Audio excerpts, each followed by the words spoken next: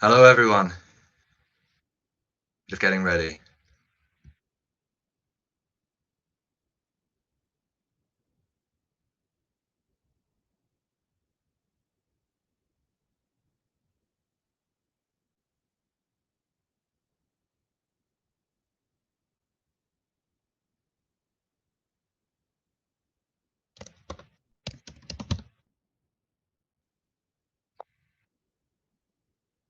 Oh my God, quit and reopen.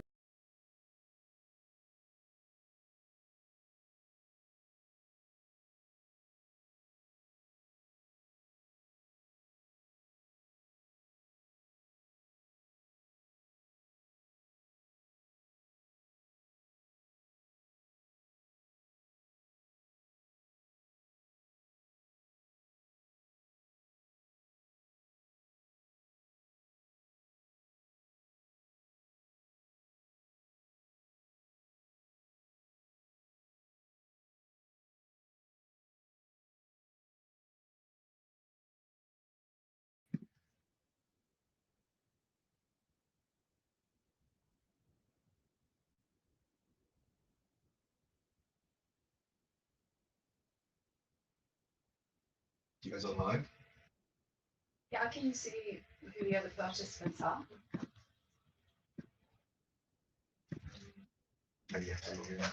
Okay.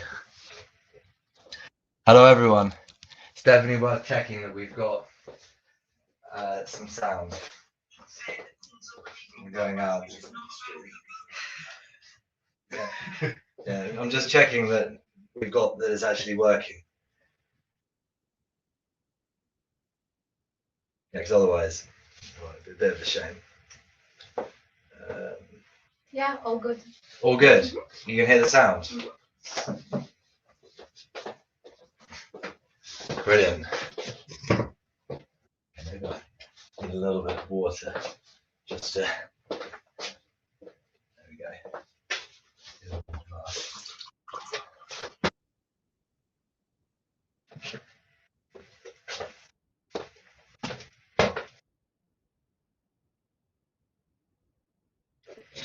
Hello, everyone. Welcome to Soulday Thursday number 3.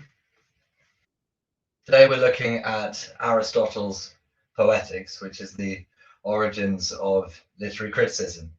It's great to see everyone here in the room, and great also anyone who has joined the live stream. Thank you for giving up your time to hear what I have to say and what everyone here has to say. In terms of who we've got in the room, we've got Charlie Gavin, who's my oldest friend. I've known him since I was 4 years old, and he makes guitars, amongst other things. There's Simon Grossabel, historian, who I met from university.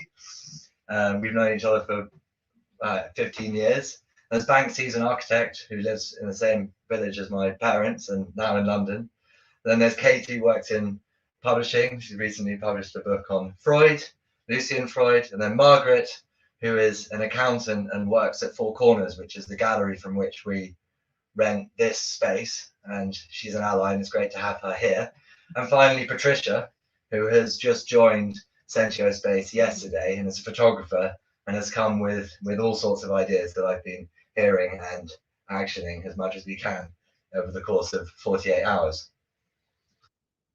Moving on to the talk. To recap for where we've got to so far, we're looking here at a current, a story that has moved right the way from 1300 BC with the Trojan War until the current day.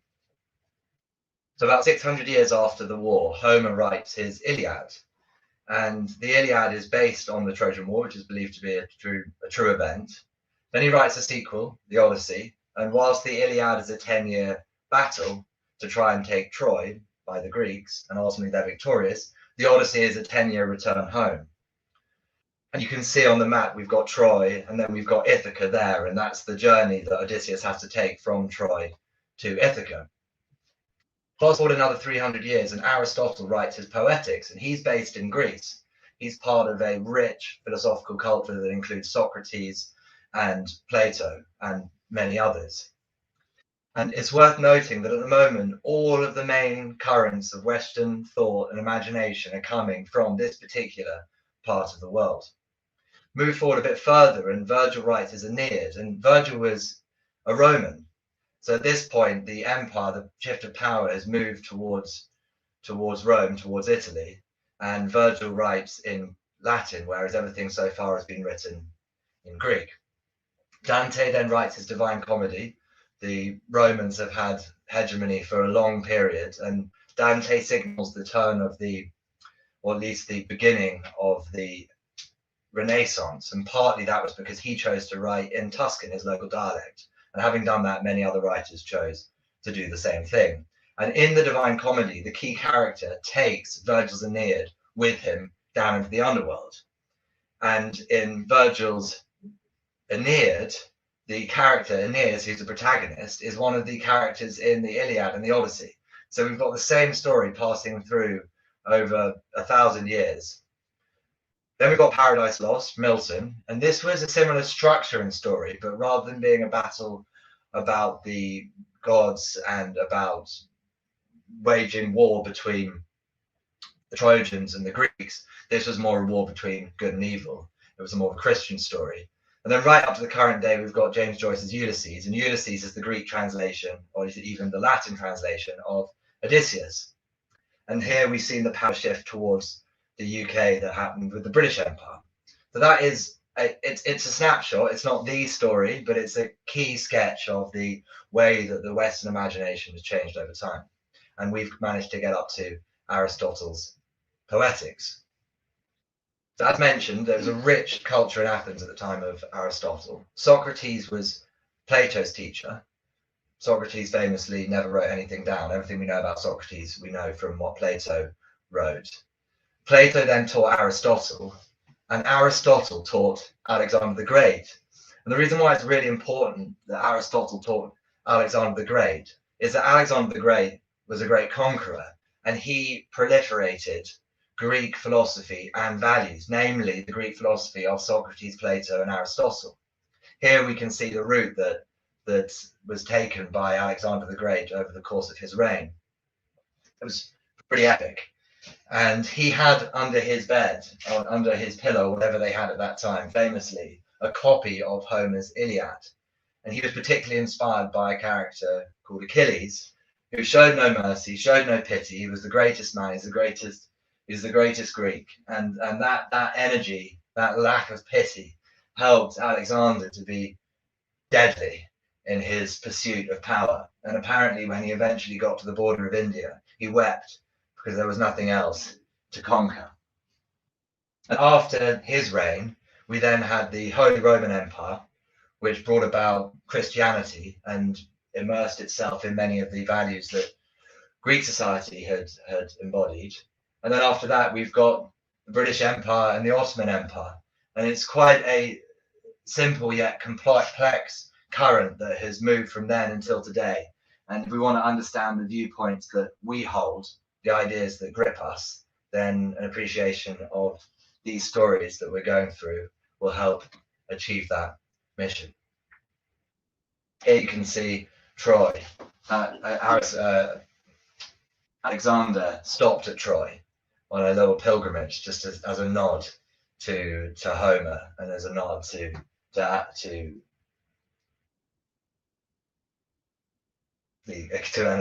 Achilles on his way through. And that would end up being the source of the Roman Empire, which became its capital. So they changed its name. It was Byzantium and then Constantinople. And that held until 1453, when the Ottomans then became the rulers, and it changed its name. Well, actually didn't change its name until the Ottomans lost their rule in 1922. And it changed to Istanbul in 1923. So anyway, that's a basic sketch of the area. Moving now on to Socrates, although the subject of this talk is Aristotle, it doesn't seem fair to talk about him without mentioning Socrates, who was his master's teacher. And Socrates had this quite simple story that he told about the relationship between art, reality, and the ideal. So he says the most perfect table is God's table. After that, we've got the carpenter's table that the carpenter makes as a copy of God's table. And then finally, we've got the painter's table. The painter paints the carpenter's table that is an imitation of the perfect table. So there's the order of perfection that was espoused by Socrates.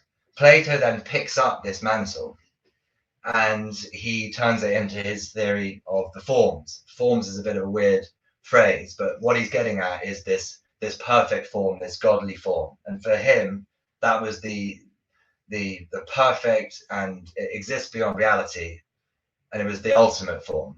And then after that, we have life that aspires to the forms, but it always falls short. So it's not as perfect as the perfect moon. And then finally, we've got art that aspires to life and again falls short. And when you see this going from left to right, you can appreciate why Plato renegated artists and poets to beneath carpenters, because he felt like they were producing shadows of shadows, painting shadows of shadows. Then when Aristotle arrives, he flips it on his head. It would have been really controversial at the time because Socrates held more or less the same view, and Plato, and then Aristotle, who's been taught by Plato for 20 years, goes, I'm not too sure that this perfect form that you talk about, this perfect moon, is where we should start if we're trying to understand the true, the good, and the beautiful. I think we should start with the real moon. So he says, let's start with life. That is the source of knowledge, not this thing that, as far as Aristotle is concerned, doesn't exist without reality. It's not transcendental. Art then imitates life, and the forms do exist, but they're found in life and in art. So he flipped it on its head, and we're going to see soon why this is relevant to Aristotle's Poetics, but it's important to understand. And I gave this talk recently to everyone at Sentio's Space, and they said, I think you're spending too much time on the forms. Maybe you should drop that section and only focus on Aristotle's Poetics. So instead I added in this extra slide. which I hope will help people to grasp it. Not that one can grasp it. I don't fully understand what Plato is getting at with the forms. Neither does Aristotle or Socrates. It's a theory. But it's there. And here we've got Plato's perfect apples. And you can see there's four of them. And as far as Plato is concerned, all other apples are aspiring to these perfect apples. And from that, you can deduce a mathematical world. So 1 + 1 = 2. And this mathematical world is very related to the forms because it's unchanging, it's internal. And the question arises, does mathematics, i.e. do the forms, exist independent of the reality that we know? And Aristotle goes, well, no, they don't. Because these perfect apples that you're looking at, these 4 apples and these numbers, don't exist in reality. In reality, we have 4 apples, all of which are different. And from those 4 apples that are different, we can deduce that 1 + 1 = 2. And we can deduce a concept of a perfect apple. But none of them exist without this imperfect world that is life. And then if we look at how this relates to understanding what is true and good and beautiful, these apples at the bottom are all particular types of apple. They're not general, whereas all the ones at the top are the same, like mathematics. And Plato, with his theory, he goes, we start with the general, we move to the particular, we start with the forms, and from that we get our theory and our practice. Whereas Aristotle goes, no, we start with particular, we start with life, and then through that we get to our general theory. Here's a painting that Raphael painted at the School of Athens. And I've zoomed in to the center point. In the Renaissance paintings, they always put the subject in the center. And you can see here Aristotle is pointing up to the sky. Plato is pointing up to the sky, and Aristotle is pointing to the ground. And it's Raphael making that point that Aristotle, they're obviously friends, but Aristotle is saying, look, we get what we know through this ground that we can see and touch and feel. And Plato's going, no, we get it through these stars, these godly forms that live beyond us. And that was what divided them. But they do both believe in goodness, beauty, and truth. It's just how they get there. And for Plato, theories first, which is a priori. And for Aristotle, practices first, which is post priori. And it's just as a side note, you would imagine that someone who puts theory first would be a bit dry, because theory is instinctively dry. But Plato writes with much more poetry than Aristotle does, who's incredibly dry. The Poetics that we're going to get onto is tedious. It's hard work, although it is also fascinating. And maybe it's because they were both longing towards what it is that they didn't have. They revered that which they lacked. So here's a line that I think gets across, again, this view that Aristotle holds. The things we have to learn before doing. So learn is the theory, doing is the practice. The things we have to learn before doing, we learn by doing. So the things we have to learn by doing, we get the theory from the practice, i.e. we get our theory from practice. Truth is post priori. And this relates to Aristotle's Poetics because he decides to focus it mainly on a book that already exists. So he's taking it from the practice. And how do the forms relate to art? And here I picked out a painting by Francis Bacon, Study for Portrait 1, 1956. And to me, this reveals all of these ideas in one. Firstly, you've got the forms in life. So you've got these lines, these abstract lines that are quite mathematical, that are boxing him in. There's a psychological element. Is he feeling boxed in? But there's a sense also to this drawing into the fundamentals of the architecture. So it's revealing the forms, but it's also revealing the life in the forms, because it's simultaneously able to show the mathematical, eternal aspects of the structure, whilst also showing the human being in the center of the picture. It's not aspiring to be the forms. It's not following what Plato is saying. It's not, this art is clearly not trying to be this perfect ideal that doesn't exist outside of life. It's also not aspiring to be life. It's not an exact replica of a man sitting in a chair. There's been something else that's added to it. It's aspiring to be art. What does it mean to aspire to be art? That's a hard question to answer for another day. But I do think it's best answered by art, not by any other means. Now on to Oedipus Rex. So I spent a long time talking about how Aristotle favors getting his theory from practice, and he writes his Poetics based on Oedipus Rex by Socrates, which he believes to be the best tragedy ever written. So in order to get to that book, we need to do a quick sketch of Oedipus Rex, which we're going to go into now. So firstly, an oracle predicts that Oedipus will kill his father and sleep with his mother. And the oracle predicts this to Oedipus's parents. They're obviously pretty concerned. So they send him away at birth to avoid that fate. I think it's not a problem. As long as he's not here, it's impossible for him to kill his father and have sex with his mother. Later, Oedipus, he grows up. He doesn't know that he's adopted, and he hears the same fate. They go, Oedipus, you're going to kill your dad, and you're going to have sex with your mother. Oedipus goes, I really don't want to do that. So Oedipus leaves home, but he doesn't realize that he's adopted. He doesn't realize that by leaving home, he's not leaving his mum and dad, and he actually ends up on his journey, killing his father without knowing it's his father, arrives at a new place, and ends up marrying his mother, who no longer has a father because the father's been killed by Oedipus, unbeknownst to her, on his journey to see her. So she doesn't know it's her son. He doesn't know that it's his mother. Later on, there's this huge plague, although this is, in fact, how the story begins. There's a huge plague, and Oedipus wants to be the king who has solved the plague. He's answered the question of COVID. And he's told that in order to solve the question, they need to know who has killed the original king, as in who's killed his father. So obviously, he brings the soothsayer out, and the soothsayer says, look, you really don't want to know the truth because it's going to harm you. He goes, no, I do want to know the truth because I'm going to be the one that solves this issue of COVID, this issue of the plague. He finds the truth, and when he discovers what he's done, he decides to gouge out his eyes. His mother, on discovering the truth, hangs herself. And ultimately, the prophecy is realized. It's a brutal, brutal story, but it still rings true today. When I read it, it did strike me with its power, even though it was written 2,000 years ago. And there's many messages that can be gleaned from it. Probably the one that shines forth the most is that we're not in control of our fate, however much we try to avoid a potentiality it's going to happen anyway.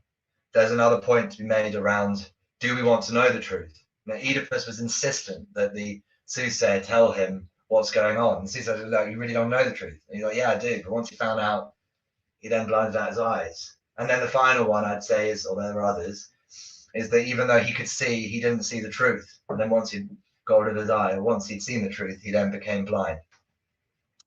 So lots to draw out of it. Thou wast born fated to misery. There's a summary of Oedipus Rex. And here's a little clip that was made by Jenny Wright, who's a London based animator. Charming style, where she uses these crayons on paper. This is lined paper. And here she's showing Oedipus moving from a state of being able to see to not being able to see.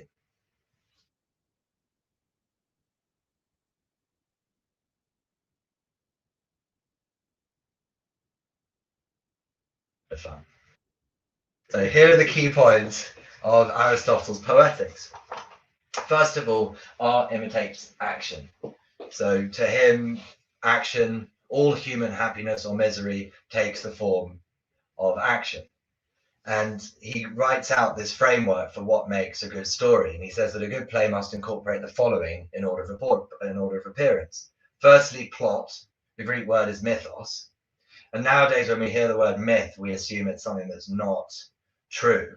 But to the Greeks, mythos was something that revealed a truth, a universal truth.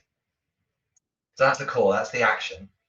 And then after that, we've got the character. So who is doing the speaking? In the case of Oedipus, it's Oedipus, someone who we do like. We know he's fundamentally a good guy, but he's flawed and he makes mistakes. But Aristotle points out that a tragedy can go without character, but it must have action. You know, some might say that John Terry doesn't have a character, but when he misses the penalty in the Champions League final, it was a tragedy. Although John Terry does also have character, I would say. But the point still stands. So thought is what is said. So these are the ideas that are carried through the plot. For instance, this idea, thou wast fated. And that is that's some of the thought that it's expressed. Then it's how it's said, that's the language, that's the eloquence. Then the melody, which today, because bear in mind this was a play and it was performed on stage and you'd have music. So you put music next, which nowadays is the soundtrack. And then finally it's the spectacle. So he put special effects as the least important thing. Nowadays, we often put it as the most important thing. And I'm not sure whether it should be last or not. Most of the talks and lectures I've watched online agree that it should be placed at the bottom. But I do wonder whether the part of the reason why he puts the spectacle at the bottom is because when the plays were made back then, the most exciting spectacle you could have was like two guys dressed as a horse. Whereas nowadays we can do quite a bit more. So what makes a tragedy? Again, this is him coming up with a theory of what is a tragedy based on practice. Oedipus's Rex. He thinks it needs to have a beginning, middle, and end. So within one circle of the sun, he famously says, that which is added or removed makes no difference, is no real part of the whole. This is a great line, and it ends up getting picked up by later critics of storytelling and poetry in general, where they say that a good poem is one where you can't remove any word and it still be as good as it was without that word. And similarly, you wouldn't want to add one. And he's recognizing that it's being refined. He also has these two phrases, peripeteia, change in fortune. So this is the idea that someone needs to go from being in a good state to a bad state. And so we have in modern stories, we have Star Wars, where Luke thinks that he's killing Darth Vader, and then he actually realizes that he's killing his father. So his fortunes shift in that change. And at the same time, there needs to be a discovery process from ignorance to knowledge. So for Oedipus, he goes from not knowing what he's done to knowing what he's done. Complex, not simple. He thought they should be complex to be good. A good person passes from happiness to misery. It's really important that it's not a bad person. If you want to enjoy the play, if someone bad goes from good to bad, it's not that emotional. But when it's someone you actually like, it hurts. And it was also to him important that it's a star. You know, Oedipus was the king.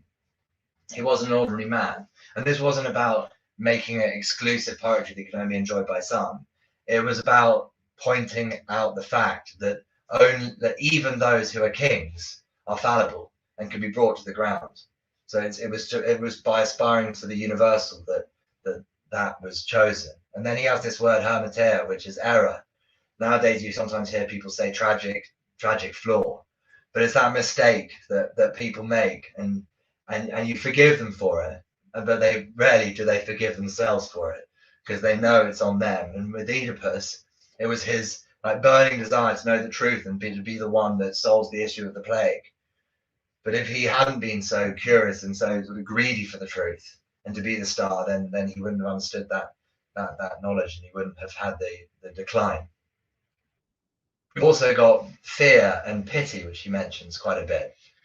And fear to me, when you're reading the book or watching the play, it's that feeling that something's going to go terribly wrong for this character that you quite like, and you quite like them because you think that if I were in a similar situation, I might end up making the same mistakes.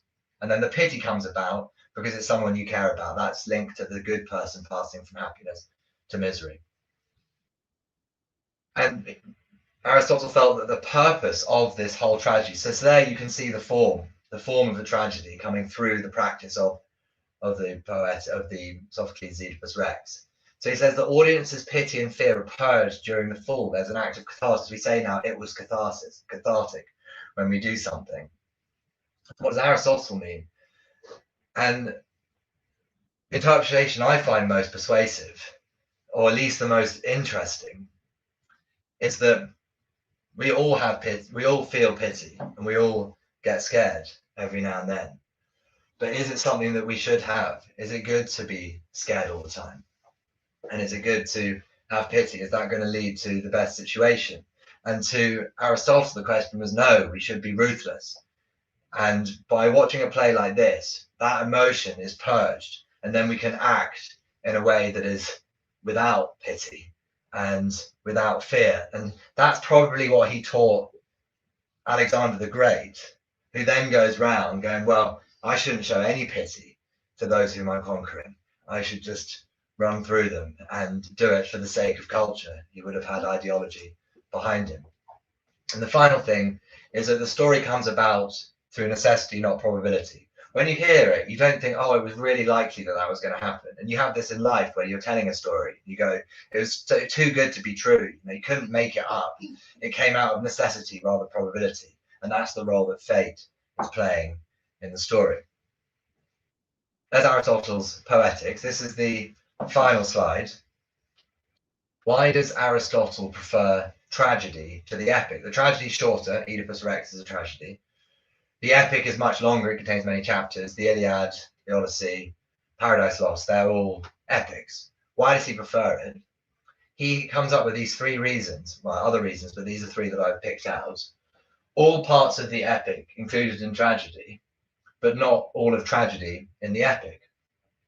There's less unity in a larger piece, and the more concentrated effect is more pleasurable. And I saw these three lines and I thought, well, it's easy to counter the reasoning on all three counts. And I won't go to every single one, but less unity in a larger piece only applies in the particular instances. There are larger pieces that have less unity than smaller pieces, and vice versa. There are smaller pieces that have more unity than larger pieces. And you can do the same with all three.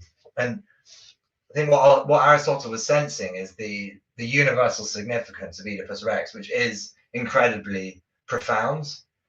And there's great lines. Time alone shows man's honesty, but in one day you may discern his guilt. And this here has the same structure as what most modern science is based on, the idea that you can see an infinite number of black swans and you still don't know all swans are black. You only need to see one white swan to know that they're not. And that's why we often prove the hypothesis to be false. And you've got that same theory contained in one line in Sophocles' Oedipus Rex. And on top of that, you've got this idea of hubris and fall, which is very much like Adam and Eve.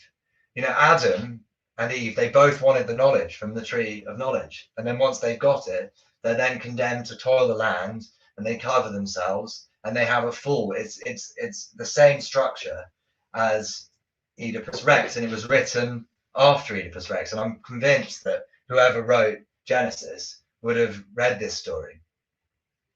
So I think he preferred a particular story, and from that he made a general inference that the category, the tragedy, is better than the epic, which is going counter, I would say, to what he's generally trying to say, which is that we should get our truth through the particular, and the particular should be primary. So I think he was led astray by his heart, the heart. This is actually the last slide. So Sophocles has a line where he goes, "Towers and ships and nothingness void of our fellow men to inhabit them." I love this line because I was thinking when I read it about how during lockdown there were pubs and stadiums that were empty. And the towers and ships, I would say, are more general. They're closer to the forms. They're closer to mathematics. You can imagine a tower looking like another tower. But our fellow men, fellow women, they're more particular. All men and women are so different. You can't really imagine a rubric that applies from one to another. So here we've got the more general and the more particular. And clearly the particular here is being placed above the general. So i.e. the general is nothing without the particular. And universal truths are found in art. So,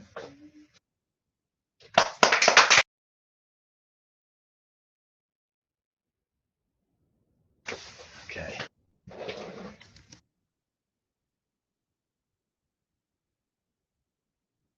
Oh, we've got two people, which is not too bad.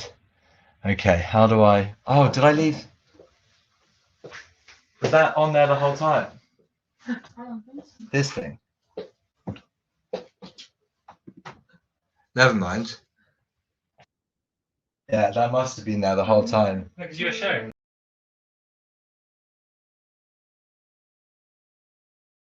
Add this. Oh wait, now I need to brand remove. Oh, okay. I feel like I can slightly relax. Now the next thing we've got to do is bring in the music. So now I can share a video file, and I go to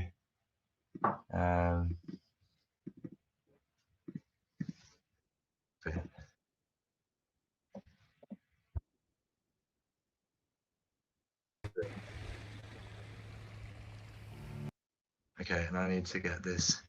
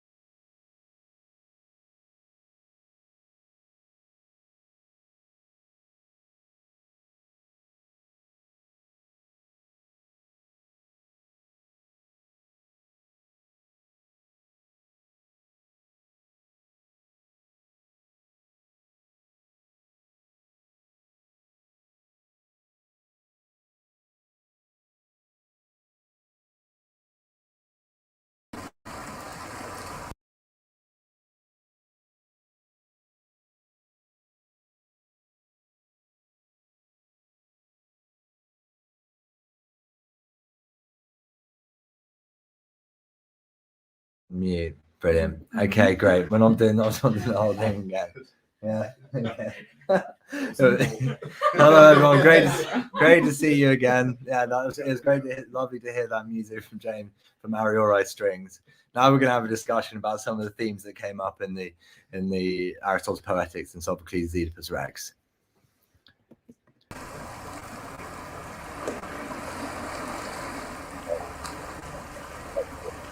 We can be heard.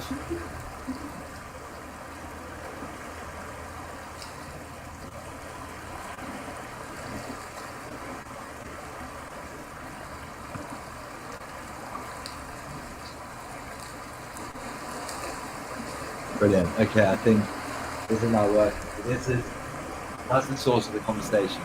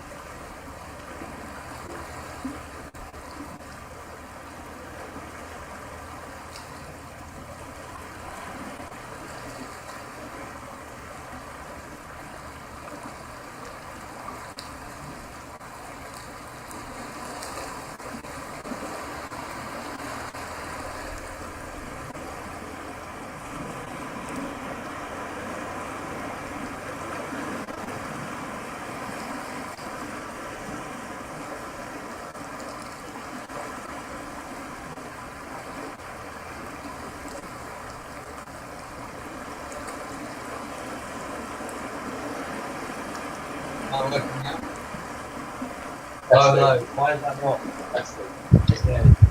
That's something going on. There we go, okay. Green light. Okay, we're there. I think we're there. Yeah. So you can...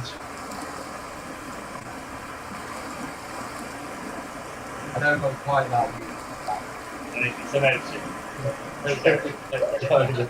what we can do, I believe, we can just... Yeah, how's that? Is that a good volume? Yeah. Better for me, because I'm so Yeah, exactly. The only thing in the way, what I need is the question. Oh wait, but I did actually take a screenshot. I didn't get round to sending.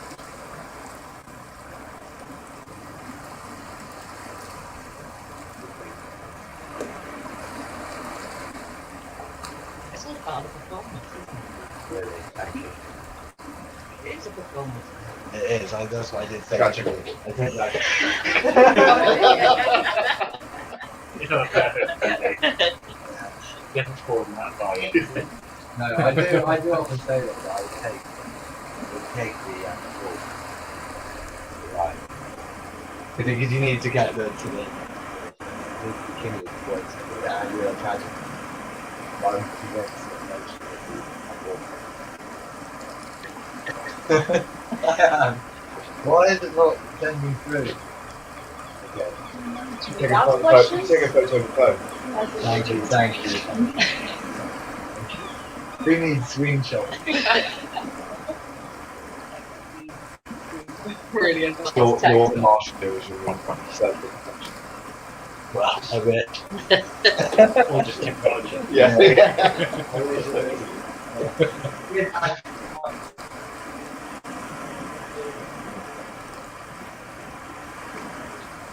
Just one more because we're going to probably Okay. Okay.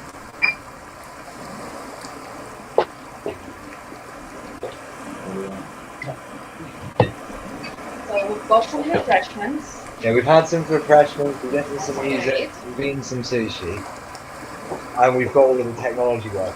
So now we're going to have a discussion about some of the key themes. And immediately after the talk finished, there was mention of some popular culture that links to tragedy.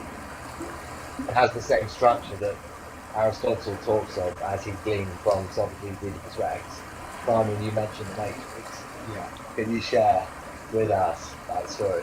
Neo goes to the Oracle, and the Oracle explains to Neo that in the immediacy he's about to break the vase, and he does break the vase. The question she puts to him is whether or not he would have broken the vase had he known that, had she told him he was going to do it. So the self-fulfilling prophecy. So in the same way with Oedipus, if his parents hadn't been told, and he hadn't been told what the prophecy was, or more so in the first instance, then his parents wouldn't have sent him away. And sending him away was the necessary part to have the prophecy fulfilled, because in order to kill his father and marry his mother, he had to not know who they were. So it was only, you could say, it was only because they were told the prophecy fulfilled. Is it fate, or is it actually human design? And then people got quite excited. A couple of people got excited because there's also a Harry Potter reference. Who wants to have a go at that? So in Harry Potter, it could have. There's a prophecy that's half overheard, and Voldemort takes his half hearing of it to mean that Harry Potter is the child that will kill him eventually, and so he tries to kill Harry Potter. At the end, close to the end of the story, we realise that there was another prophecy made, and it could have equally applied to Neville Longbottom. And had it applied to Neville Longbottom, it might, if Neville had been the chosen one, would Voldemort have been able to kill him more easily than Harry, or is it just because Harry was the chosen one, and also in trying to kill Harry, Voldemort then made him invincible? So it all became part of the self-fulfilling prophecy as well. There's another reference that I've just thought of, which is recently popular, which is Dune. If anyone's seen Dune or read it. Mm-hmm. In Dune, there are a group of people who are called the Bene Gesserit, and they are a political kind of class of people, but they're religious, but they are all about exploiting politics, and they go to Arrakis, the main planet in Dune, in order to sow the seeds of prophecy so that their prophecy can come true. But obviously, because they always have one eye on politics, it's a slightly more cynical version where they realise that they need to create a prophecy in order for them to get their political will realised. So they go to Arrakis and sow a prophecy of a Bene Gesserit woman who gives birth to a son who becomes the saviour of Arrakis. And then, obviously, the Duke arrives on Arrakis, and his son, who has a Bene Gesserit mother, is met with all these people who believe in him as the prophet. I'm trying to think, does that mean we just get rid of prophecy? Like, what's the solution? Like, well, not that there is a solution, but in every instance, someone's tried to predict what's going to happen or tried to avoid it. It's gone south. Well, I think it's human nature. I was going to say, everyone, you want to know that the thing that you're going to do is going to end up with the ultimate aim. You're aiming for something, and you want to think about your actions are going to get you there. And so it's a kind of eternal question of, oh, if I'd done something differently, would that have happened, or would I have been in the same position as if you're always second guessing your kind of your actions, basically, to question whether or not. Prophecy can be good as well. So if someone says, so in a week, I have a prophecy for all of you. Everyone's going to become a millionaire. Isn't that a big focus that can be done? And it's a prophecy, and it's been written in the stars for many years. You would love to believe it. So that's the question. Do you resonate with that prophecy and you want to become that prophecy in your life, or no? Yeah. And so you cannot, in a way, that's my point, that you can't get rid of it as it is, because it can bring people hope. And I then guess if also that's- brings bitter disappointment when they've got a millionaire within the week. But it maybe Yeah, brings absolutely. more chance, because if you're told You that, might buy you're the more lottery likely ticket. to go and buy a lottery ticket, which Make it otherwise you happen. wouldn't. Exactly. And there's a higher chance of it happening than if you didn't go to buy a lottery ticket, and you wouldn't have done it unless you were told that. But afterwards, if you don't win the lottery, Yeah. do you think, oh, did knowing that prophecy make me go and buy a lottery ticket? And if I hadn't bought a lottery ticket, would I have become a millionaire by some other means? Or perhaps buying a lottery ticket is just the journey to becoming a millionaire in a way that you don't recognise, and that maybe you meet someone in the shop that gives you the business opportunity or something else. That happens. I think it's human nature to question. It's kind of we've come up with prophecy as a device to explain or attempt to explain our desire to work out if we've got free will, basically, or not. There's two branches to that, isn't there? Because some people like the idea that they are the agents of their own, destiny, and then other people prefer the idea that it's taken out of their hands and that what will be. Some people feel comfortable with that, whereas other people think, well, I'm not comfortable with that, because then where's my agency? What was the difference? You described the difference between fate and destiny in an earlier Soulday Thursday. Yeah. Can you remind me of that? Well, fate is out of your control. Yeah, whereas destiny, you have a choice. So like, destiny is the realm of free will within fated possibilities. Think about people going to fortune tellers, and we would go if I think it helps depressed people. Depressed people can't see any future. It's a blank. There's nothing. No mountains, no rivers. You're just unhappy. And going to fortune tellers, people that tell you this, you are going to be happy. This is going to change for you. It will help you get there, to know that you do have a future. I suppose that's if it's a positive one. Wouldn't want to hear about this. Yeah, we're all talking about. I'm liking we're talking about positive prophecies. Obviously, the story in Oedipus is a horrific prophecy. Yeah, but I think the prophecy is like a narrative device that sets up the story, right? So all the examples we talked about, Harry Potter, Dune, Matrix, Oedipus, they're all like, I can't remember the definition of the myth earlier, they're all kind of somewhat magical or beyond like the reality of the world we live in. And it's there as like a narrative device to better tell the story, I think. So like your question was, should we just get rid of prophecies? Well, if they're a narrative device, then they help us. But nobody actually believes they're going to win the lottery in a week's time if the prophecy says we do now. Like in the real world, you get to go, I'll buy a lottery ticket, maybe I'll win it, but great. But it just feels like there's a bit of a disconnect there between. Some people do go to fortune tellers, Yeah. They do, yeah. and they do genuinely believe that what they're saying is prophetic, or it's going to come true. It is. Do you think deeply happy? Love a good prophecy. I was actually, when you talking about the lottery, I thought I'd bet about it. Do you think someone who was, if there is such a thing, perfectly content would go to a fortune teller though? Because are you always going to a fortune teller with an idea in your head that they're going to say that there's something better in the future? I wouldn't go now, because I'm on a real up. I can only go down from there. I do not want to know. If there was a perfectly happy person, you wouldn't need a fortune teller, because you'd be so You don't want content. anything else. You don't want any. Yeah. Yeah. Life. Those only exist. Prophecies and fortune telling and all of those things only exist if you there's something that you want to change. I suppose because Flaw. the negative ones teach a lesson to the proud people who are too powerful, and then the positive ones sort of pull us out in the quagmire. Margaret earlier today gave the fire alarm went off in the building. It's freezing cold outside. So we all had to go out, and that's how it's like we ran through. We got back in, I said to Margaret, it was really cold out. She goes, I thought it was lovely. I'm really fresh, you know, just brightened up my day. I thought, wow, Margaret, you're feeling really good. Right, go as far as that one. If I was out and get a bracing chill, when you come in, it's you live and you're waking up like a cold dip. But cold weather, some people look at it and they go, it's horrendous. You know, they're in a bad mood. They don't see it as a signal of positive. There was one other thing I wanted to talk about, Oedipus, which I mentioned to you already. It's about someone who works here, and it's not about prophecy, but it's about men being in love with their mothers.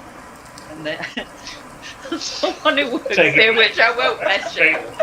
That's the heart of it, Mark. Yeah, Come on. Is that a question No, for it's a great later on? story. It's a great And also, story. we probably shouldn't put it while all of us in the room. No, I know the story. It's so good. It's so good. Go on, Margaret.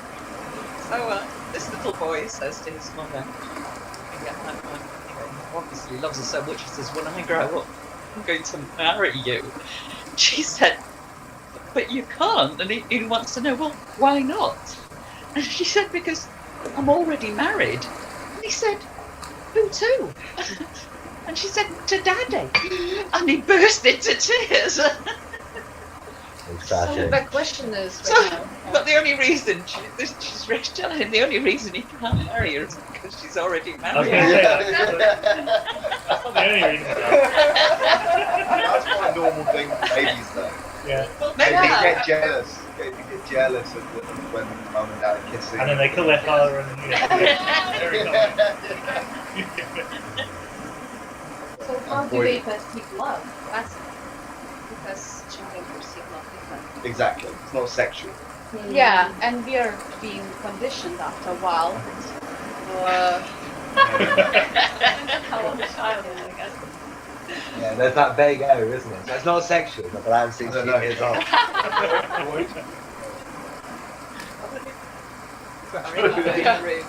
Well, no, I mean, the grounds aren't off, but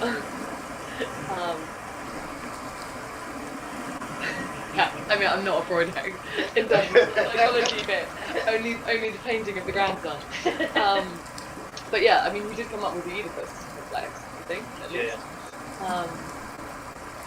No, I feel like there's a definite grain of truth in that.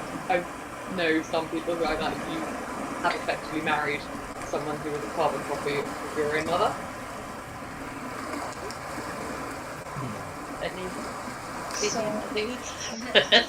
No, in a way it can be perceived as the person saw love, motherly love, because it's more feminine, it's more inviting, and it's not really popular between us to be really inviting and vulnerable, and then they marry the copy of that vulnerability, if that makes sense. The kind of caregiver. Yeah, absolutely, because they needed it, and then they saw it in a person. Yeah. So instead of If they had that sort of a woman. that's true. Yeah. Depends. That's true, might not have had it. I do like the Neil Young tune, A Man Needs a Maid. Sounds like I don't know, just the same sort of idea of the desiring the care. I suppose it comes from a motherly love. I don't know. These days. Yeah, the modern world. Yeah, I did hear I love this. There's a Lou Reed track, and it's the last album he wrote before he got married and had kids. And he's got a song, I can't even remember what it's named, but the opening lines, he just like in this really sort of flat way, he goes, I love women. I think they're really great. That's it. That sounds like something towards the end of their career, doesn't it? Yeah. I love women, I think they're really great, but I have that feeling quite a lot. I'm just like, yeah. It's such a basic, if you put that in your English, yeah. I do have a study at school that said write poems, but I think that's really great. It would be, it wouldn't score very well. Although, I Aristotle might say that it's really concise and to the point, That's and true. nothing is getting lost in the length of the piece. Yeah. Also, it's encouraging, I think, in There's that no narrative arc there, though, is there? It's just pretty one-dimensional. Yes, there's less Yeah. than No No, beginning, middle, and no end. character. Yeah, there needs to be at least one more clause to make it a beginning, middle, and end. That's true. It has got no beginning, middle, and end. But it is asking you to kind of think of the women in your own life. But yeah, there's no turning point. There's no transition point. Yeah, because he has that idea of is the tragedy better than the epic? Is the short story better than And today, if we were to have the same argument, it would be is a series better than a film? It's a similar question. Yes. I think they're different. So I think, like a film, you get, and they're increasingly long films, so and they should be short. 90 minutes is 90 minutes. But you get like a very potent mix of all the emotions in that 90 minutes. But you can't go for the same depth as you can do in a series. So I love a big multi-part series, absolutely. But it's maybe a less perfect form of like visual storytelling than film. I think film is you can get it right in 90 minutes and all that. There's much more of a chance that things can go downhill in the series, I think. Often, like, the first and second series are really good, and then if they keep on making it, and the third and fourth, it can... Well, yeah, You it's know, getting because lost in the the stories- volume of Yeah, well, exactly. content. Yeah. Which is why the best series are the long ones where that doesn't happen. But that's a real skill that they've, Because I see it as Fight related against that. to love. Because when he has that line about the shortest experiences and the most potent, and therefore the best. And people talk about it with poetry as well. That intense emotion can be felt for a short amount of time. That's why poems ought to be short rather than too long. But you could make your point, but what about the enduring love? It goes for like 60 years in the Titanic when those elderly couples are lying in the bed as the ship is going down. It's got such a beautiful moment. And yeah, they've overcome that idea of the long series ultimately becoming depressing. It was told in a 2.5 hour film. Titanic. Yeah, the Titanic. It's still shorter than 5 series. Exactly, yeah. So they told what is a very long existence in a very short amount of time. Yeah. So the version of Titanic we all remember is Kate Winslet, acting. Right? We don't remember like all the diary entries and stuff. It's like encapsulated in one little 2-hour film. It's a great tragedy. But the long love story is an ideal that doesn't happen very often, and I think that you're more likely to get success in the short stuff than the long version. I think nail the weekend date. Absolutely nail it. the perfect form. the perfect form with the high, and then the change in state from glory to misery. We're getting shorter though, aren't they? We don't have the epic, and even the film. We have short film, which I discovered in London. And people that get into short film think, "Oh, I never want to watch a short film." They're really into it as an art form or something, and it's the emotion of the instant, and it can be falling in love with someone who might last your whole life. But there's an instant, and you might know that instant that happened. And that is the moment. That is when it moves from one thing to another. Have you seen Modern Love, anyone? As in the New York Times thing. Yeah, I've seen some of them. That's really lovely. If you guys know. The animated, they're verbal stories as well. Maybe, but I've seen the. It started off as a column in Yeah. the New York Times, and then they've turned it into short episodes. They're like 15 minutes long. Maybe half an hour. Yeah. But they're it's like a whole love story, and it's very condensed. They're like a visual short story. The real story, I think I have heard one, but it was someone wrote in their story, and then you hear it as a verbal back on the radio. They're so lovely. They're not just like Korean girl falls in love. It's about Husband's relationship with her doorman in her New York apartment, and how that grows and changes. And the stories, some of them are so odd, like someone can't have written. There's one gal who's got a sleep disorder, which means that she only wants to be awake at night time and sleeps during the day, and it's got her falling in love with a daytime man. Most people want to be awake during the day, and how they form a relationship, break, and then come back together again. Who moves towards who? They just kind of agree to live their lives separately but overlapping. 9:30 to 10 p.m. Perfect. Yeah, it's actually like very low commitment. It's a short-term relationship. Yeah, You have exactly. intense bursts, it's like 2 hours, Yeah. 12 hours. You can get that from song as well. You have a 3-minute song which has really time story, a love story, Yeah. whatever. I think it works in all art forms. Like, short stories are often a lot more. I don't know. Sometimes you read a short story and you come away feeling like, Intense. yeah, exactly, a lot more kind of drained. Yeah. Or whatever it is, like it's a more intense emotion than getting to the end of a longer book.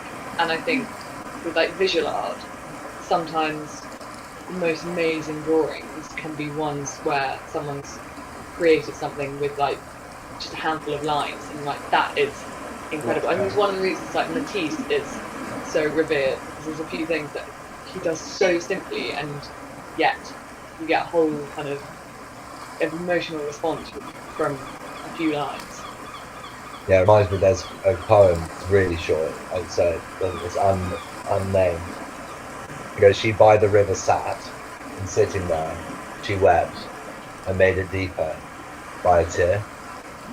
Which is really short, but when you hear it, you're like, oh, it's like, who's sitting by the river, why is she crying? You know, this river's getting deeper. It's a good, but it's like, how short can you go? That thing about the saddest story ever written, which is one pair of baby shoes for sale on the river. No, that is sad. Like, you can produce amazing, like, But it's still not like one word. no, Because some people say, like, is it? Can a poem just be like, ouch?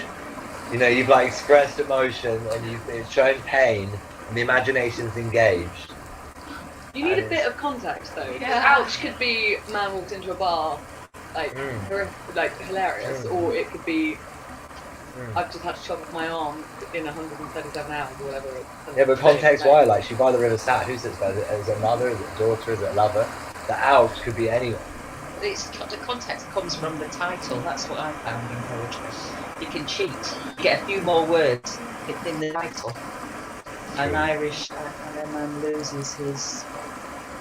Thinking about that.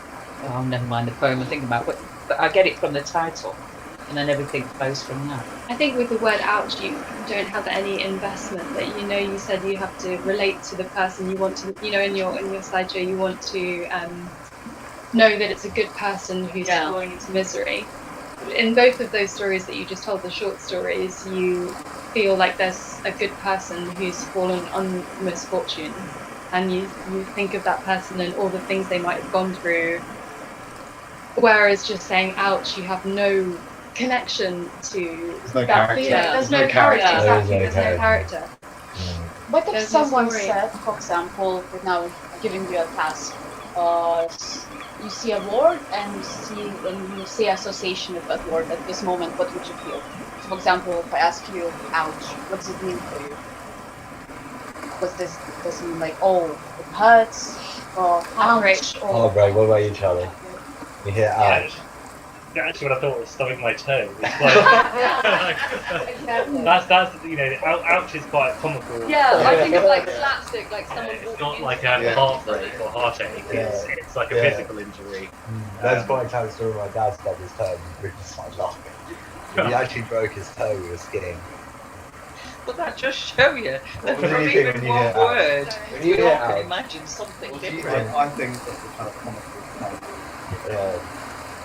Almost like, you know, like Batman. Yeah. Exactly, yeah. Right. The exclamation mark. Yeah. And for example, for you, Yeah, to be honest, I didn't even get an image didn't even arrive. I was just thinking about whether it would work. I don't think a one-word story. No, ever I works. don't. I don't think it could. Yeah, it's not enough. It has to I be a don't really think it's dark enough. word, like just, I don't think it's enough. I don't think it's yeah. back to what somebody said, this good character now. When I was watching what you were talking about, I thought, but it's bad characters. People are fascinated by bad characters. That's who they want to watch. It's not necessarily the Isn't good the character. importance having a character as Yeah. opposed to a character being good or bad? Because you can invest in a character. You can invest in a bad character. You can see yourself in a bad. There are lots of films. You want the bad character or the good characters to win. You want them to succeed in something. Sometimes you want They the bad don't. character too, and that's conflicting, really, isn't it? And I'm thinking about, I never watched this series, but everybody was fascinated by it a long, long time ago. And it was J.R. Ewing in Dallas. I never watched it, but people talked about it and wanted to see it. And I think he was a bad man, but they liked that, Well, and they exactly. wanted to watch You always it. go on about novel as well. Well, No, Lolita. Or whatever. Oh, Lolita. Wow. Yeah. Oh, Vladimir. I thought you meant the song. No, because did you hear that C was on Radio 4 2 days ago? I think it's a brilliant thing to see the commander of the British Secret Service, MI6, is on Radio 4 2 mornings ago, talking about the importance of openness and its relationship to secrecy. And then the following day, the talk of the day, 7:45 a.m. by Bishop, I can't remember her name. She was talking about how opposites conflict and harmonise. And she has this final line at the end where she goes, "When we're most in despair, we will find the greatest communion." And that's how I woke up this morning. I was like, wow, that's nice, thank you. They all led from... Yeah, but I was thinking I'm not even in deep despair right now, but I get it. Like, someone listening to Radio 4 right now this morning is so in despair, and they've heard her say that, and then... That's their property. That is their prophecy. Yeah, exactly. That is their prophecy. Yeah, They're like, now I've heard it on the radio, something good to me. yeah. And I hope something different. But this story is all about the bad. But when was the transition from the warning of people who are overconfident, ultimately leading to ruin, which happens to Oedipus, and what happens to Aristotle, to, I'd say, the more Christian interpretation, which is ultimately it's going to be great. When did that happen? Why does that happen? There aren't really stories about it all ends in the Is that... There are It's, lots. I don't Yeah, there are in tragedy. Those are often the best ones. know. I think there's a difference though between it being like, I'm not sure that Oedipus is necessarily that much of like a moral instruction thing. Surely part of the point is Aristotle's like, it makes the best viewing because it's exciting and because you get invested in it. It's not because it's the best form of tragedy, that it's the best form of drama because you learn something at the end. It's not necessarily that like, oh, I think that Oedipus, like everyone thought they were above the prophecy and then they got their comeuppance and everyone died at the end of it. It's gripping because you have this kind of emotional roller coaster that you're like, you don't want this to happen, like you kind of, you know what's going to happen and then they don't know what's going to happen. That kind of, I think that's the argument for it being good drama, not necessarily.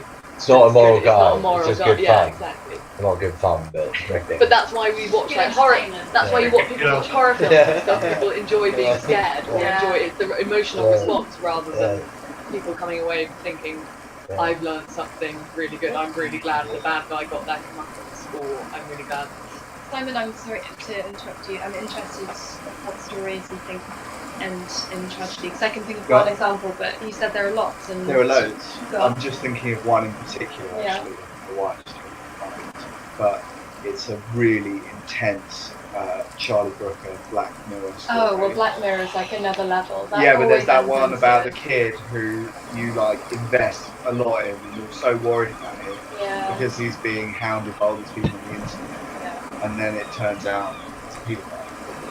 Oh, yes. And you're that's like, it. you're like, oh my god, I'm so, what's happening to him? This is so Yeah. bad. Poor kid, he's being like vilified, all this stuff, and then right at the end, it's like he's a pedophile. You're like, ah, Yeah, great. that But I've story invested is a lot so of emotion good. into you. Yeah. You know. Yeah. But there's loads of others. All the Black Mirror. Memento. All the Black Mirror. Memento. It's a film where everything happens backwards. It's about a guy who can't remember things for more than like 20 minutes or whatever. Okay. He forgets. Yeah. His wife is dead, and he's trying to solve the mystery of his wife's murder. But he can only remember things in 30-minute bursts. Right. And then at the end, you realise that it's all one big person who over his wife is just a person constantly in his life. Oh, that is awful. Yeah, Black Mirror is good. What about Old Boy? Or American films. American films have the happy endings. Always. Yeah, Well, it's the box office. yeah. If you've got a good end, a bad ending, they'll put it out and they'll put a good ending in. Exactly. Anne Whereas Frank European is a perfect films- example of that. But European films, you can have bad endings. But with because they're Euro- art house. Also because the European films are still more determined in terms of the critics by Aristotle's original description of what makes a good story. Like they didn't even think, like people were obsessed with his view of what makes a good story. So it Special ended, effects very low down. yeah, special effects, if it ended happy, they just wouldn't perceive it as being good. They loved it. The French loved the original Well, he also view. had like, so Aristotle had, he defined tragedy, but he also defined comedy. He saw comedy as like the lesser of the two things. He's like the opposite of it. Somebody has a happy ending. Goes through someone's high perch and falls down. So maybe that's a similar thing with this pure European comedy is more tragedy. Well, I'm glad you mentioned that because yeah, that is the key distinction is that yeah, tragedy is good people falling, whereas comedy is bad people succeeding. You know, like when you watch that marathon story with Simon Pegg, it's just a silly guy, or you watch even the American ones, the school ones, American Pie. You know, he's the sort of like failing guy who then ultimately ends up with like winning the beautiful girl. That's his description. I think just to mention, maybe it's a bit too lowbrow, but Love Actually is quite a good one where it has some happy endings and some unhappy endings, and they get away with it because they've got a mixture of the two. So it is a really very popular film and doesn't all end happily, but there is that tone to it which makes it feel more like real life because not everyone is But getting there.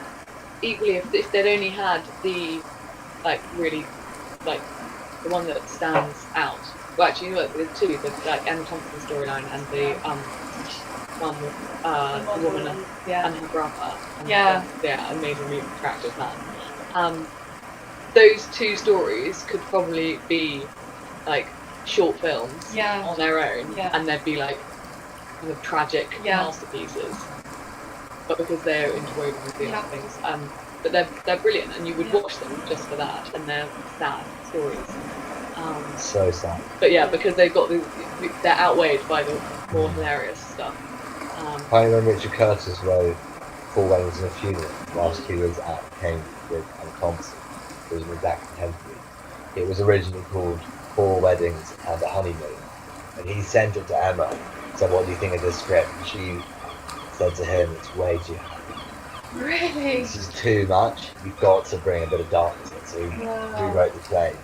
The script is Four Weddings and a Funeral. Because I think he loves the happy ending.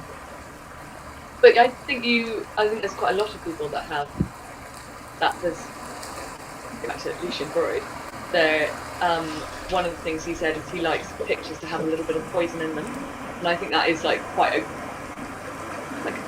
think that applies to a lot of art form. Actually, some of the best ones, there has to be an element of darkness. It's like black comedy is funnier than just a whole load like French farce, kind of people running around and hitting stuff with things. If there is an element of tragedy in things that makes things funnier And better, even if it's not comedy. The element of tragedy is necessary. If you watch something that's just happy all the time, you'll enjoy it. Yeah, it's mind-numbing. It's just Not ironic. even Disney. It's Not even ironic that Disney. Not even Moana. Not even Moana's having a great time all the time. She's having a shit time. Great music. I think She's there's got great times music the whole way that- through it. So. But they have to have a shit time. Simba has a shit time. Simba has a Well, pretty... the classic storytelling these days is a good person is having, an average happy life. Something really bad happens to them, and then they end up, succeeding, getting even higher than where they started. That's just like classic. But that is the Christian storytelling. story. Right. Like Adam and Eve, like good people, have a fall by eating the fruit, and then they have redemption, which brings them up as a lucky fall. But before then, that wasn't the story arc we were interested in. It was either Achilles, where he just falls. He has glory, but he falls. He dies. Oedipus, who just peaceful story. I'm much more attracted to that than I am to the happy ending. Why? Because it's a much more intense feeling, which I prefer to be, to watch a story and to be left with I'm rarely left with a euphoric high from a story. Everyone's happy, and that's great, but it doesn't actually make me feel that happy. But when it's tragic, it leaves me with a much deeper and longer lasting feeling. But where's the hope in that? That's what gets me down. Yeah. Yeah, when you leave it, you feel fucking empty. Yeah. Yeah. And for example, Lord of the Rings. Anyone who's watched or read it. Familiar with the.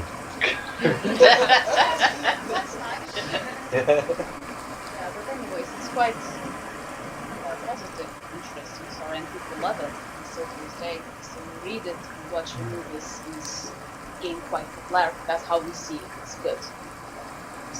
Yeah. So, what do you guys think about that? Because it's a positive story in a way. Obviously, characters, as we're told, they have some downfalls. They come back. For That's a example, real epic, isn't it? I would, Yeah. I would argue that that is the case of Long is not good. Really? You don't like Lord of the Rings? Really? I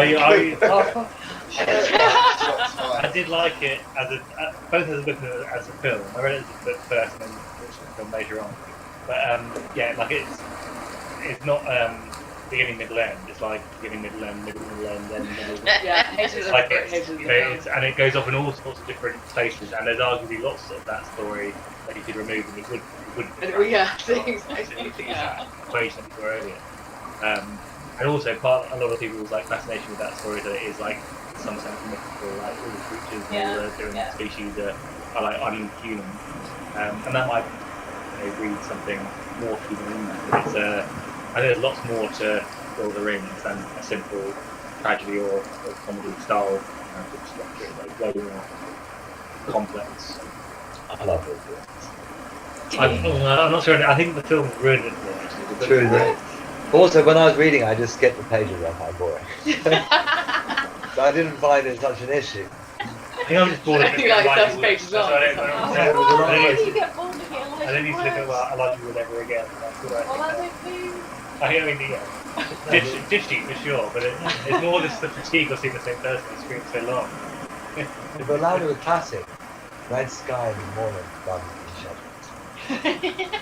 Yeah, like, that's not in the book.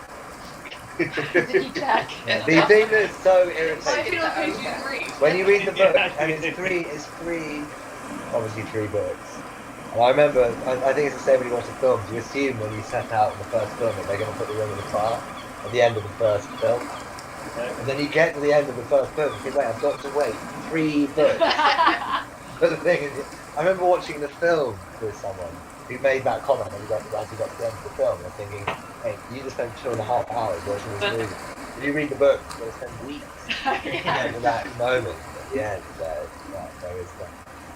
But I like the long, because I haven't read a long book for a while, but I did read Middlemarch 2 years ago. Yes. Like 750 pages, George Eliot, originally, what's her original name? Mary. Anyway, George Eliot, who's changed her name to George Eliot because she felt like she'd be better received as a man than a woman. And it is a really good book. Virginia Woolf describes it as a book for grown-ups. It's quite a classic description of the book. But I hardly remember any of it, but there's this one moment where there's an older man. He's a priest. And he's fallen in love with a beautiful woman, who's a good woman. But at the same time, she's being pursued by a man who's her own age, who's silly. She knows he's silly. And he's already asked her to marry him twice. And the older man and this special woman go for a walk down the end of the garden. And he's getting ready to ask her if she wants to spend the rest of her life with him. And there's just this moment, we've literally been on 450 pages. And there's just this moment in the book, and he gets to the end of the garden, and he realises it's not going to happen. And so we turned around and we went back. And that was the end of my life that I could have had with her.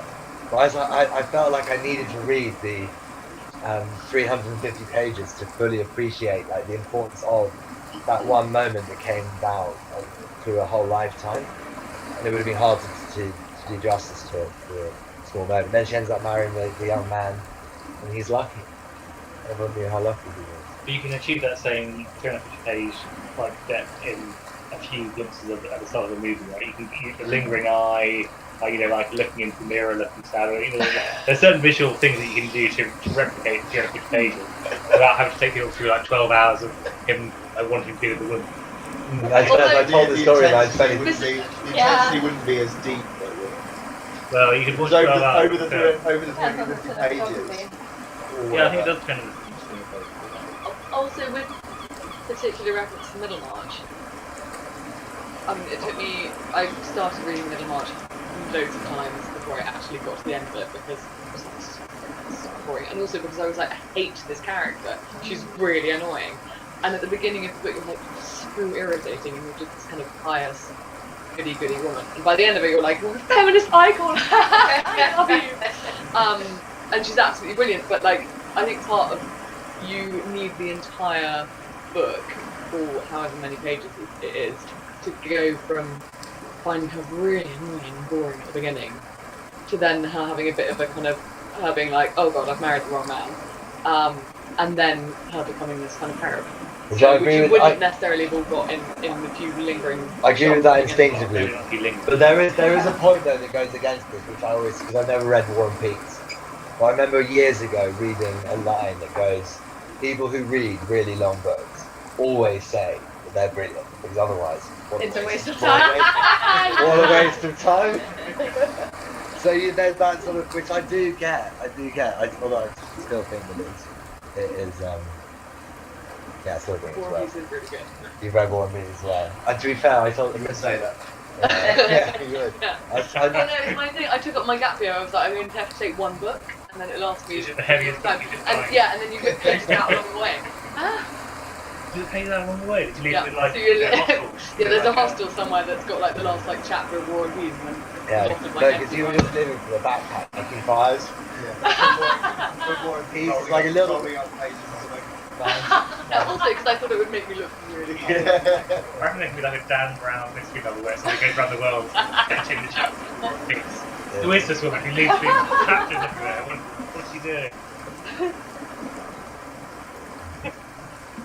The other question that came up, or this a theme in Oedipus, is this idea of whether or not it's better to know the truth, which is still a huge topic now.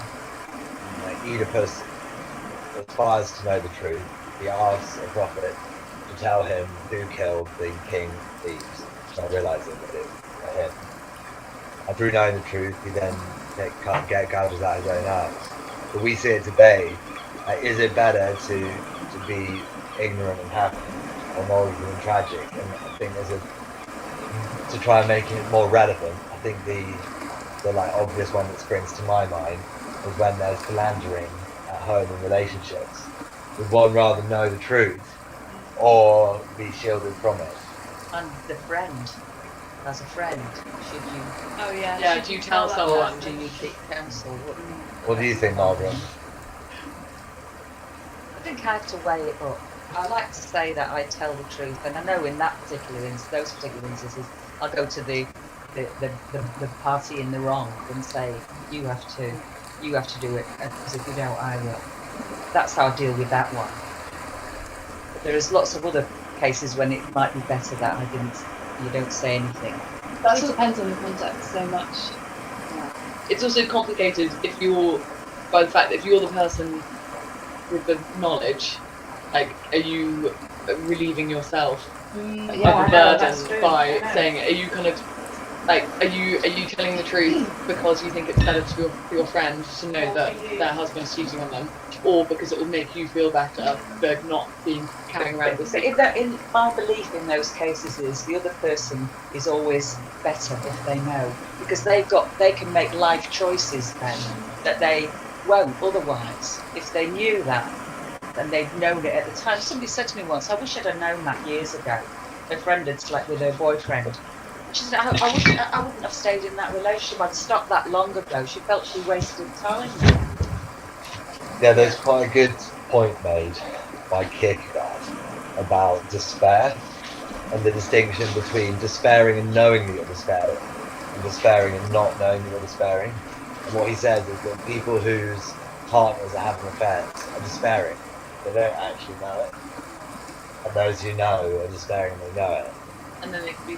And then, yeah, and like what's like it's both despairing. It's embarrassing, like so embarrassing if you do suddenly realise that what the truth is and everyone else has been holding it back from you. How can you despair without knowing something? I think you can, because you feel it. You know things aren't right. You don't know what it is, and sometimes people ask the question, and they'll know something's wrong, but they'll deny it. Their partner will deny it. Some people won't, some people hide it really well. Yeah. And then There's also those who don't want to can't know. be a. Also, we want to believe the truth. And then, But also, is your separation between the circumstances where it's better to tell them, it's not better to tell them, entirely determined on your own personal relationship involved in that scenario. Yeah, that's why I can't. So for sometimes you might say, well, actually, you know, subconsciously, might say, it's more hassle than it's worth because I'm not actually invested. Yeah, it's none of my business. Yeah. So I'm not that close to it. So I don't know it. Yeah, I think that would be. I think I'm Whereas you don't generally it's guilty. none of my business. I just don't want to be involved. I don't want to be the prophet. I don't want to be the bearer of bad news. I don't want to, even with someone I know really well. You get, you are the bringer of bad news, and you do get despised, or then you have to. Sometimes you'll live with it because it was the right thing to do. But sometimes They'll tell you anyway. They'll be angry with you, and they'll be really, really angry. They're telling you the They'll say, truth. "But you're telling them Yeah, the truth. exactly, But yeah, they that's will, what I but they'll still sometimes they'll still thank you for it because nobody else would have told me. And I did need to know, but they don't like you for it, and you that's what you live with. You've lost that relationship But once somewhat. they've accepted kind of the truth, then you can, I think, gain a bit of that relationship back because they realise that they are better off now. Better so you did them a friend. favour. Yeah, better friend, yeah. But But not I would say everyone that's not for every circumstance. Yeah. So, like in infidelity maybe, but I wouldn't. Generally, people are probably happier ignorant. I like a bit of. Say that. There's a chap called Paul who I read at Bristol with.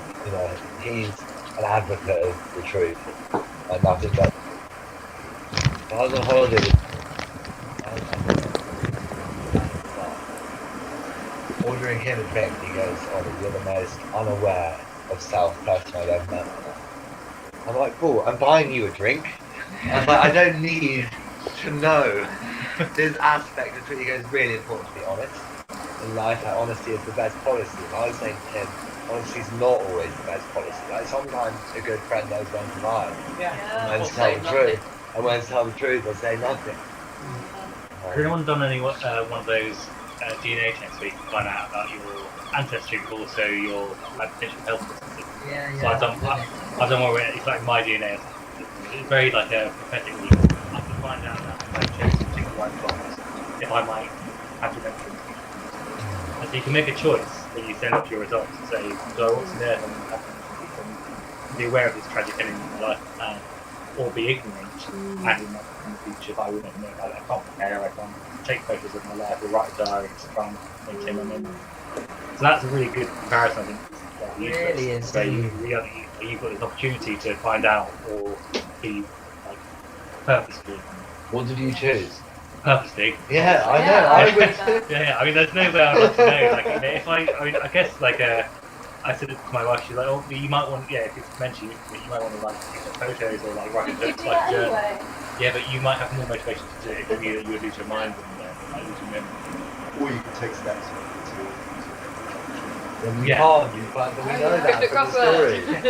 The harder you you, can't avoid the harder your you fate. step, the harder you fall. Yeah, exactly. You can't escape your fate. You can't avoid the But mental. if it's biological, you might be able to. can do brain Has anyone Sudoku. accepted Okay, I sent my grandma to go. Yeah, you do. No, I mean, Like one of those I think- online. obviously, there's like definitely a history of like dementia in my family, so I would I don't know that I'm going to get it, but also it's probably kind of quite likely. So If it was binary, Maybe I I should, can tell you right now if you're going to get dimensional or No, not. don't. You could, not me, obviously. I'm not going to. That will happen, and then you're like. But if you had the opportunity to find out today, and you could choose yes or no, like the red pill or the blue pill, go out and make it, you could choose what you want to do. You've got a very binary choice. yeah, I don't think I would want to necessarily find out. I don't know you choose it. Good idea. You choose kind of Like, There's standard. also a difference between like bigger things, choosing to know whether they're true or cancer or not. You are going to die. Choosing to know, choosing to know things in the short term, like that whole theory about if you're waiting for a bus, you don't know how long it's going to be.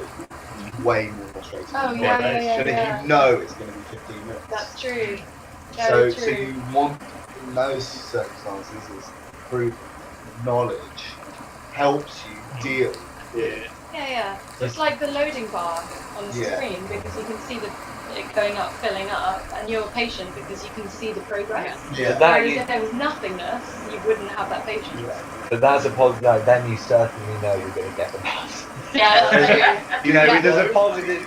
That fortune change. I Yeah, get but mine. then when it disappears, it's more annoying. Yeah. Because you've just been waiting. There is But it's like quite- 2 minutes and then like, And there's quite a good Roy Sutherland talk, he's like Madman, where he says that rather than trying to increase the speed of trains so they arrive on time a little bit more often with the visitor trains, we should just line them with Paul Roger and things like that, and then people will ask them to be delayed. Like, so much money is spent on, such a He's a tool. very, very fun guy. Yeah, I did actually meet him not that long ago at my great uncle's wife's funeral. And it was funny because he kept asking for half drinks and then literally drinking them in one. He's like, I didn't have a half, but it was gone. I was like, another half? So it was cool to meet. You said something just now about choosing or not whether you want to know you were going to die, whether you had some kind of illness. I think I might. Yeah, we're all going to die. Yeah, exactly. That's what I was thinking. I was thinking like, now there's a bit of a trend at the moment. I've seen a few posters where you have a day for a box for every day of your life, assuming you're going to live for 80 years, and you can see your life on a piece of paper, on an A1 piece of paper, and you mark it off.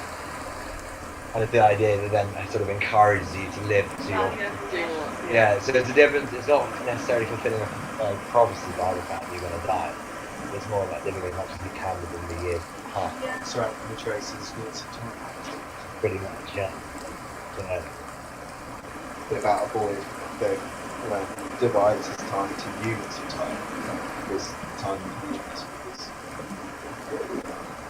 yeah, exactly. Just keep everyone So it's else. like in these units I can do Does this. that end unhappily? It's surely unhappy during the. No, it ends Content happily. today. Yeah, there's that charming scene where he's singing on stage with the kids, Yeah. and they're The all mother throwing, doesn't die. That's It's all right. the same formula. I suppose. ending good. Ending happy. Yeah, but you don't Yeah, mind. but You that's love I it. don't like those ones About in the boy is particular. unhappy during a lot of it, so I don't think it is the same. But so is Notting Hill. So No, is it's not. it is Really? unhappy. No way. Notting Hill has Love got lots of Actually. happiness in it. No, but it's not about the. They all have happiness, but it's about the ending. But it's also about the art. Nice to meet you. Well, well, Patricia, I'll see you next week.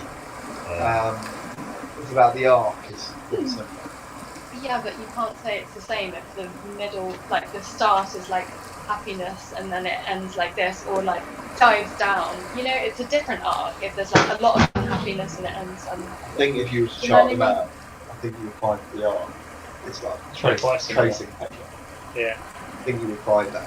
Who are the people who make those films? The Oh, the Notting Hill one. all of them. No, Simon really Those- struggles with Simon. Those types, yeah, but I don't think you can like Notting Hill and Love Actually. yeah, you know, all of those, yeah, but I just don't think About a Boy's in the same category.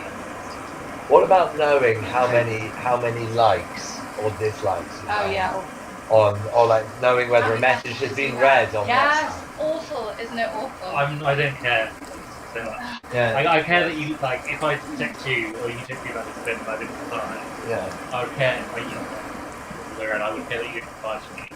But I don't care if it took a bit of time to reply, you didn't reply to me really replying, or if you just maybe he liked hoping.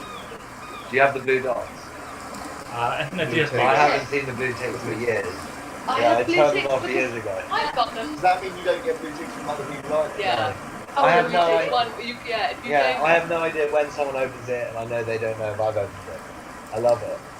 I think you like can't you have can. half and half. For most people, you can reliably Oh, assume really? that they read it in You the same can't day. not give Yeah. other people blue Choose ticks to and it. see That's theirs. Yeah. Oh, that's So really you've got good. That's what I have. It's genius. decide. I find it, it really annoys because sometimes you need you need an urgent response about something, and that, like, I would like it. Those are the cases that I want to see if someone Surely read that's it. the tone of the You message. just pick up right, the isn't it? phone and call them. Yeah, but I would pick up the phone and call them if I see they've like haven't seen the message or something, or like Okay, yeah. you- You you- wouldn't you know get a than bit me of because I never have any ticks. Even tonight when we started this conversation, I saw on the screen the number of people watching. There was a hell of a lot of people. Huge, That's what I can huge. say. It was enormous. There were so many people. Yeah. But it affected me, and I didn't Yeah. want to know. Yeah. But then at the same time, It's the pressure of having so many people listening. it's really hard. But then yeah. you know if you see that number and it's like 100, it feels great. So you're tempted to look, right? Yeah, yeah. Although I would say I think that in the instance when it begins, there's a moment where you use that to judge the value of whether or not it's worth recording, say Yeah. what's being said. But as soon as it begins, you realise that actually it's fairly irrelevant. Yeah. It's about what's actually what's being said, yeah, and whether or not that's valuable. I did something the other day, which so my company runs a number of events throughout the year, and we had one a couple of weeks ago where I had to do like a 5-minute wrap up at the end of the second day of the event. So I was live from my home office to I don't know how many people were tuning in, but it's just 5 minutes right at the end of the day. I've prepared my sort of 5-minute speech to say today we covered all this ground, tomorrow we're going to do these sessions, looking forward to seeing you there type thing.